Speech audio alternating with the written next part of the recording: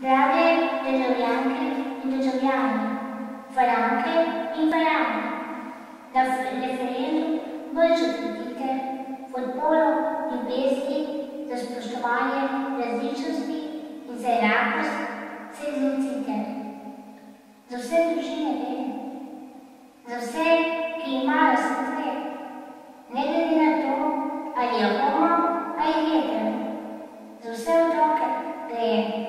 Važno, da otrok ne srečen in varen je.